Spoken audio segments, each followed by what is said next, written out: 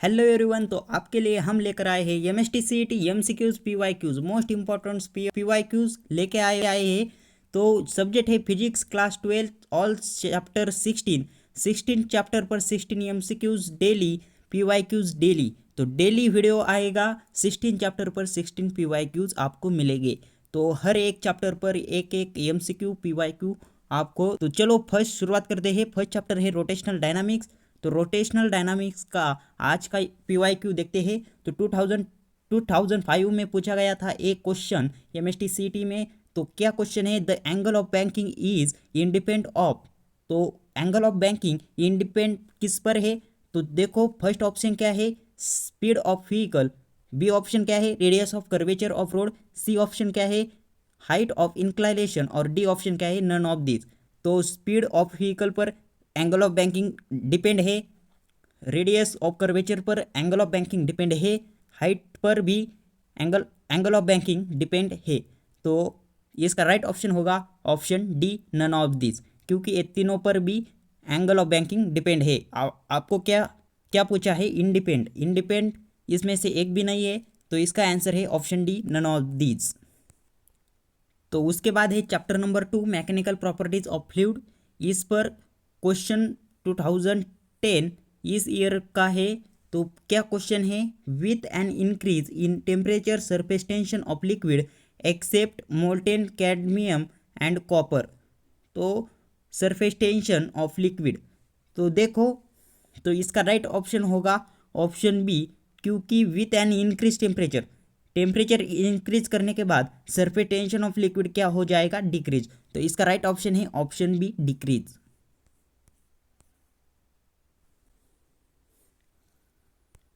तो उसके बाद थर्ड चैप्टर है kinetic theory of gases and radiations. तो उस पर 2006 में क्वेश्चन पूछा गया था।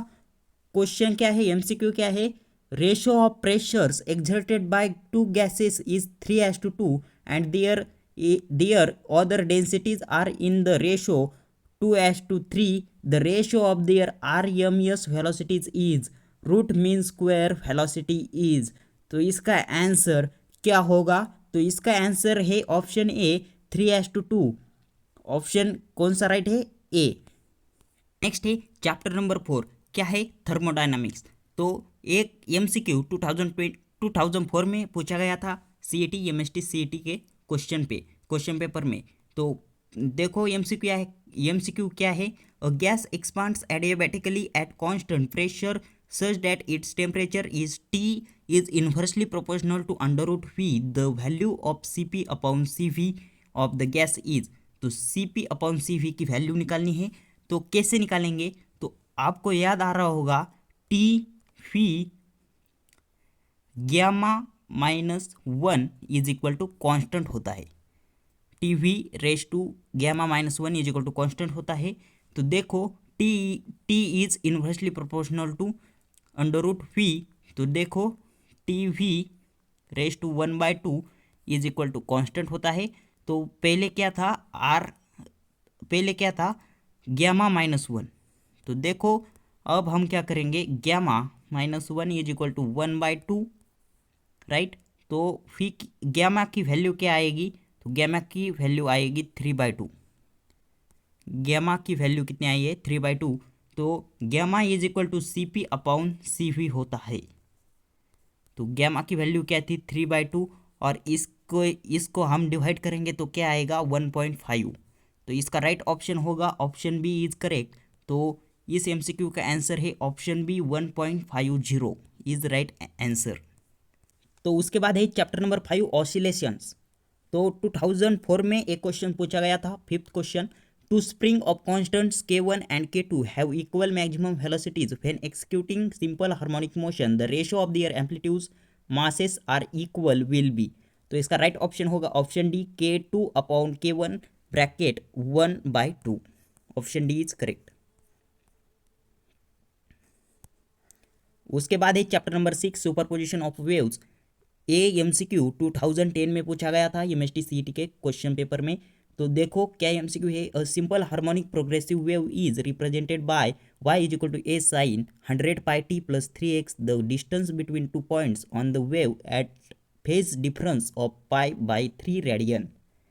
पाई/3 रेडियन ये क्या दिया है, फेज डिफरेंस है। गिवन है के is equal to 3, lambda is equal to 2π/3, ये हमारा फॉर्मूला है। और फाई इज इक्वल टू पाई/3 ये क्या है, गिवन है। तो देखो 2π/λ एक्स इज इक्वल टू पाई/3, तो एक्स की वैल्यू क्या आ जाएगी, पाई/9 मीटर। तो इसका राइट ऑप्शन क्या है, ऑप्शन बी पाई/9 मीटर।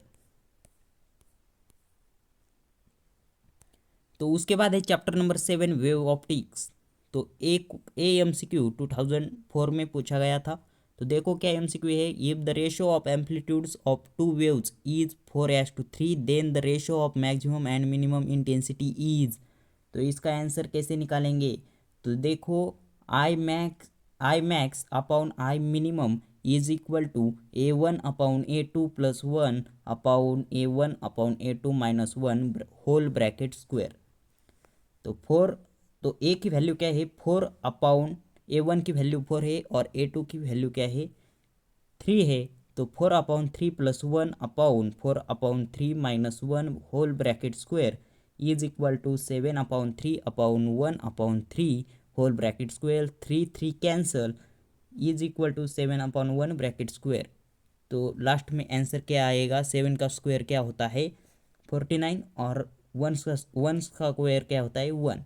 तो इसका राइट ऑप्शन है ऑप्शन डी 49:1। उसके बाद है चैप्टर नंबर 8 इलेक्ट्रोस्टैटिक्स। 2000 में एक क्वेश्चन पूछा गया था उस क्वेश्चन पेपर में केमिस्ट्री सीईटी के। तो क्या क्वेश्चन है, क्या क्वेश्चन है, 700 pf capacitor is charged by a 50 volt battery, the electrostatic energy stored by it is dash. तो इसका आंसर कैसे फाइंड करेंगे, तो C इज इक्वल टू 700 pf ये गिवन है। तो pf का हम f में कन्वर्ट करेंगे तो क्या हो जाएगा, 700 इंटू 10⁻² f। तो वोल्ट क्या है, वोल्टेज कितना है, गिवन वोल्टेज कितना है, तो V is equal to 50 volt. और U आपको क्या करना है, फाइंड करना है। U इज इक्वल टू क्या होता है 1/2 CV²। तो 1/2 C की वैल्यू क्या है, 700 इंटू 10⁻12 इंटू 50 × 50। तो नेक्स्ट स्टेप में क्या आ जाएगा, 175/2 इंटू 10⁻8। तो is equal to 87.5 into 10⁻8। U is equal to 8.75 into 10⁻7। तो इसका राइट ऑप्शन है ऑप्शन डी 8.7 इंटू 10⁻7 जूल। उसके बाद है चैप्टर नंबर 9 करंट इलेक्ट्रिसिटी। 2006 में एक क्वेश्चन आया था एमसीक्यू के क्वेश्चन पेपर में। तो क्या क्वेश्चन है, to decrease the range of ammeter its resistance need to be increased. An ammeter has resistance R0 and range I, which of the following resistance can be connected in series with it to decrease its range to I/N। तो first option भी wrong है, second भी wrong है और third भी wrong है। इसका right option है option D none of these. तो राइट ऑप्शन है ऑप्शन डी। उसके बाद है chapter number 10 magnetic fields due to electric current. 2008 में एक एमसीक्यू पूछा गया था। क्या एमसीक्यू है, which of the following while in motion can not be deflected by magnetic field. तो इसका राइट ऑप्शन है option D neutrons be deflected by magnetic field, can not be deflected by magnetic field. उसके बाद है chapter number 11 magnetic materials. 2014 में एक question पूछा गया था। क्वेश्चन क्या है, the ratio of magnetic dipole movement of an electron charge E and mass m in Bohr's orbit in hydrogen atom to its angular momentum is. तो इसका right option है ऑप्शन डी E/2m। तो ये right option है option D. उसके बाद है chapter number 12 electromagnetic induction. तो एक क्वेश्चन 2004 में पूछा गया था। Helicopter rises vertically with a speed 100 meter per second if helicopter has length 10 meter and horizontal component of Earth's magnetic field is 5 into 10⁻³ Tesla, then induced EMF between the tip of nose and tail of helicopter is। तो इसका answer कैसे निकालेंगे, E is equal to B H v l. B H क्या है, magnetic field of helicopter. V क्या है, v is the velocity speed, and l क्या है, लेंथ। तो 5 मैग्नेटिक फील्ड कितनी है, 5 into 10⁻³ into 100 into 10 is equal to 5 hold. तो इसका राइट ऑप्शन है ऑप्शन सी, 5 होल्ड। उसके बाद है चैप्टर नंबर 13 एसी सर्किट्स। ये क्वेश्चन 2014 में पूछा गया था MST CET क्वेश्चन पेपर में। तो देखो क्या क्वेश्चन है, the LC parallel resonant circuit is.